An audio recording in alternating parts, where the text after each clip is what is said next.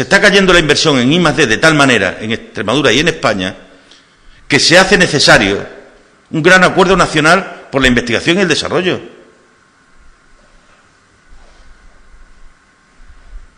Se hace necesario e imprescindible un gran acuerdo nacional por la investigación y el desarrollo, porque sólo así la salida de la crisis será efectiva y sólo así podrá haber empleo de alto valor añadido y sólo así podremos retener en España a la parte de jóvenes mejor formados.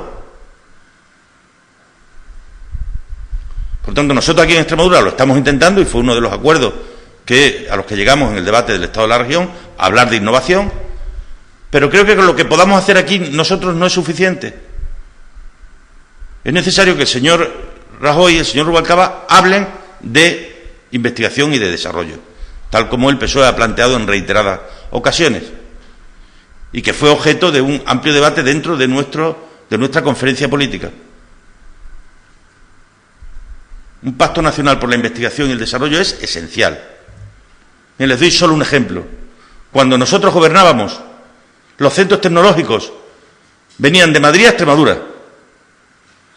Y cuando gobierna el señor Rajoy y el señor Monago aquí, los centros tecnológicos se van de Extremadura a Madrid. Ejemplo, Cenatic. Esto lo digo para aquellos que dicen todavía que somos iguales. Unos apuestan decididamente por un nuevo modelo y otros se ponen la máscara del nuevo modelo, pero cuando quitas la máscara no queda nada.